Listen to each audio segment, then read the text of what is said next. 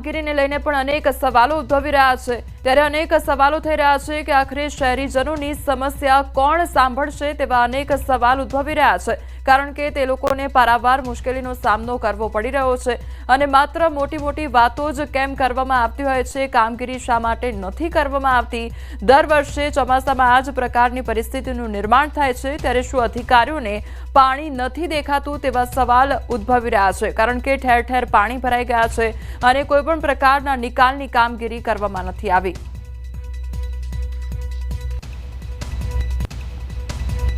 અમદાવાદમાં સવારથી જ વરસાદી વાતાવરણ હતું અને એકાએક ધોધમાર વરસાદ વરસતા અમદાવાદના પૂર્વ વિસ્તારના અનેક વિસ્તારો જે છે કે જે પાણીમાં ગરકાવ થયા છે।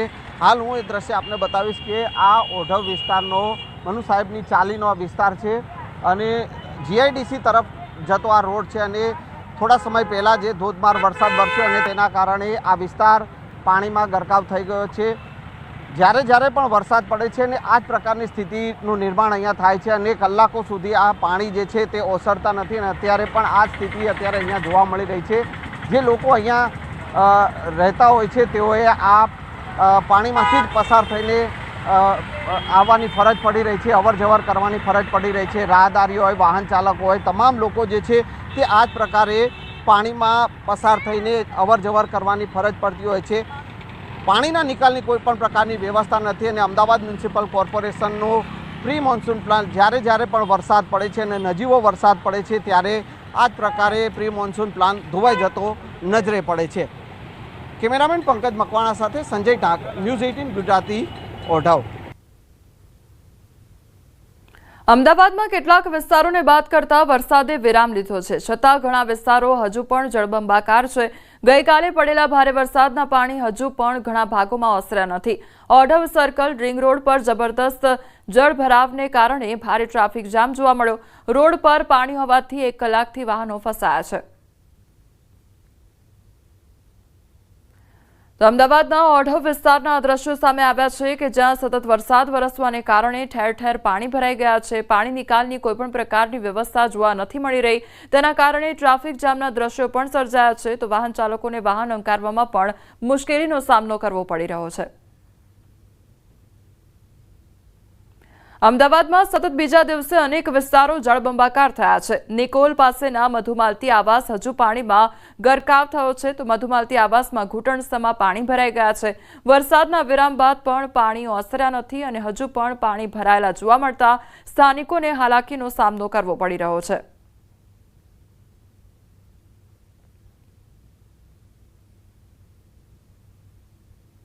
અમદાવાદના અનેક વિસ્તારો પાણીમાં ગરકાવ થઈ ગયા છે। લાંબા એસપી રિંગ રોડ પર પાણી ભરાઈ ગયા છે, તો કાર ડૂબી જાય તેટલા પાણી ભરાઈ ગયા છે।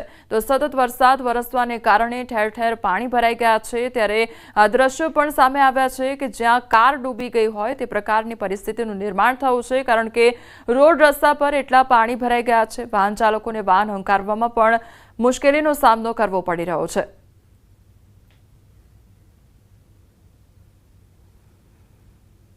અમદાવાદના ઘણા ભાગો હજુ પણ તરબોળ જોવા મળી રહ્યા છે। ગોતાના વૃંદાવન હાઇટ્સ પાસે રોડ પર હજુ પણ પાણીનો ભરાવ જોવા મળી રહ્યો છે। ગોતા વંદે માતરમથી જગતપુર તરફ જવાના રોડ ઉપર વૃંદાવન હાઇટ્સ પાસે વરસાદી પાણી ભરાઈ ગયા છે। લોકો વરસાદી પાણીમાંથી પસાર થવા માટે મજબૂર બન્યા છે। તો અમદાવાદના ગોતા વિસ્તારના દ્રશ્યો સામે આવ્યા છે કે જ્યાં વરસાદ વરસવાને કારણે રોડ રસ્તા પર પાણી ભરાઈ ગયા છે, જેના કારણે રોડ પર વરસાદી પાણી ભરાતા વાહન ચાલકોને હાલાકીનો સામનો કરવાનો વારો આવ્યો છે। તો વૃંદાવન હાઇટ્સ પાસેના આ દ્રશ્યો છે કે જ્યાં આગળ ઠેર ઠેર પાણી ભરાઈ જવાને કારણે લોકોને સમસ્યાનો સામનો કરવો પડી રહ્યો છે। તો 2 દિવસ અમદાવાદ શહેરમાં વરસાદી માહોલ જામ્યો છે। અમદાવાદના ઘણા ભાગો હજુ પણ જળબંબાકાર જોવા મળી રહ્યા છે। શહેરના ચાણક્યપુરીના ઘણા ભાગો તરબોળ થયા છે। ચાણક્યપુરીના રસ્તા બેટમાં ફેરવાઈ ગયા છે, તો રોડ પર હજુ પાણી ભરાયેલા જોવા મળી રહ્યા છે।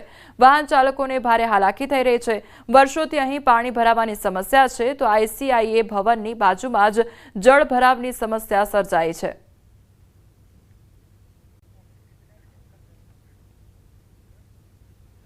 છોટાઉદેપુર તેમજ ઉપરવાસમાં પડેલા ભારે વરસાદને કારણે સુખી ડેમમાં પાણીની આવકમાં નોંધપાત્ર વધારો થયો છે। સ્થિતિને ધ્યાનમાં રાખીને તંત્રએ 5 નંબરનો ગેટ 30 સેન્ટીમીટર ખોલી 1000 ક્યુસેક પાણી ભારત નદીમાં છોડ્યું છે. નદી કાંઠાના વિસ્તારોમાં પાણીની સંભાવના રહેતા તંત્રએ લોકોને એલર્ટ રહેવા માટે સૂચના પણ આપી દીધી છે.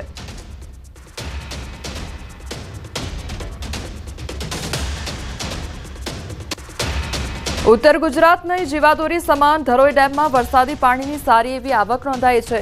ગત 2 દિવસ દરમિયાન ઉપરવાસમાં સારો વરસાદ થવાના કારણોસર પાણીની જળ સપાટી 617.60 ફૂટ સુધી અને જળ સ્ટોક 83.40% જેટલો નોંધાયેલો છે. હાલમાં પાણીની આવક 1150 ક્યુસેક છે અને ચાલુ મહિનાનું રૂલ લેવલ 618 ફૂટ છે. એટલે કે 618 ફૂટ વટાવ્યા બાદ નદીની અંદર દરવાજાઓ ઓપરેટ કરીને પાણી છોડવામાં આવી શકે છે. ડાઉનસ્ટ્રીમની અંદર હેઠવાસમાં તમામ સાબરમતી નદીના પાણી જે જિલ્લાઓમાં વહન થતું હોય છે એ 7 જિલ્લાઓના કલેક્ટરને પણ આ અંગે જાણ કરવામાં આવેલી છે, જેથી કરીને નીચાણવાળા વિસ્તાર અને રહેણાંક વિસ્તારની અંદર તકેદારી હાથ ધરવામાં આવે. સારી એવી આવક આવેલી હતી, જેથી કરીને આજ સવારે 11 વાગ્યાના રોજ પાણીની જે જળ સપાટી ખરી એ 617.60 ફૂટ નોંધાયેલ છે અને પાણીનો જે જથ્થો ખરો એ 83.40% જેટલો નોંધાવેલો છે. પંચમહાલના દેવ ડેમમાંથી પાણી છોડાશે તો દેવ ડેમની સપાટી 87.74 મીટર પહોંચી છે. ડેમની ભયજનક સપાટી 87.94 હોવાથી ડેમમાંથી પાણી છોડાયું. અનિવાર્ય નદી કિનારા પાસે રહેતા નાગરિકોને સાવચેત રહેવા માટે અપીલ કરવામાં આવી છે, તો સલામત સ્થળે ખસી જવા તંત્રની તાકીદ કરવામાં આવી છે. વાઘોડિયા તાલુકાના કેટલાક ગામોને અસર પણ થઈ શકે છે.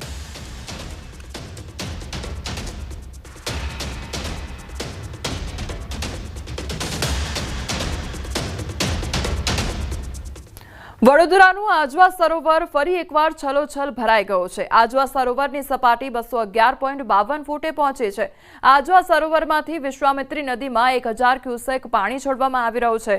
આજવા સરોવરની સપાટી 211 ફૂટ પહોંચે ત્યાં સુધી પાણી છોડાતું રખાશે. તો પંચમહાલ અને પાવાગઢ કેચપીટ વિસ્તારમાં ભારે વરસાદના કારણે આજવા સરોવર ભરાઈ ગયું છે.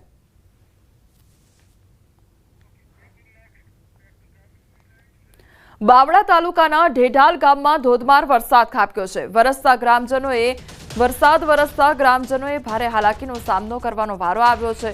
ત્યારે સતત વરસેલા વરસાદના કારણે ગામની આસપાસ રસ્તાઓ પર પાણી ફરી વળતા જનજીવન અસ્તવ્યસ્ત થઈ ગયું છે. ગ્રામજનોને ઘરથી બહાર નીકળવું મુશ્કેલ બન્યું છે અને બાળકો અને વૃદ્ધોને વધુ તકલીફનો સામનો કરવો પડી રહ્યો છે. તંત્ર દ્વારા હજી સુધી કોઈ તાત્કાલિક રાહત કામગીરી હાથ ધરાઈ નથી, જેને લઈને લોકોમાં નારાજગી જોવા મળી રહી છે.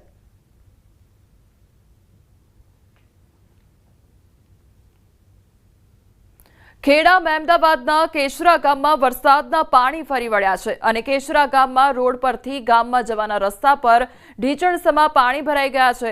તો ગામમાં આવેલ પ્રાથમિક શાળા ઇન્દિરાનગરી તેમજ રબારી વિસ્તારમાં ઢીચણસમાં પાણી ભરાયા છે. કેશરા ગામનો તળાવ ઓવરફ્લો થતા ગામમાં પાણી ભરાઈ ગયા. તો 9 ઇંચથી વધારે વરસાદને લઈને ગામમાં અવરજવર માટે ટ્રેક્ટરનો સહારો લેવો પડ્યો છે. ખેડા મહેમદાવાદમાં પડેલા 9 ઇંચ વરસાદથી શિક્ષણ કાર્ય પણ પ્રભાવિત થયું છે. મહેમદાવાદ તાલુકાની ગ્રામ્ય વિસ્તારની શાળાઓમાં વરસાદી પાણી ભરાઈ ગયા છે. આજે જિલ્લાની તમામ શાળા આંગણવાડીમાં શિક્ષણ કાર્ય બંધ છે. દેવકી વણસોલ પ્રાથમિક શાળામાં જ્યાં જુઓ ત્યાં પાણી જ પાણી જોવા મળી રહ્યું છે. તો દેવકી વણસોલ પ્રાથમિક શાળામાં ઢીચણસમાં પાણી ભરાઈ જતા રસોડા સહિતમાં પાણી ભરાઈ ગયા છે. હજુ પણ શાળા અને ગામના કેટલાક વિસ્તારોમાં પાણી ભરાઈ ગયા છે.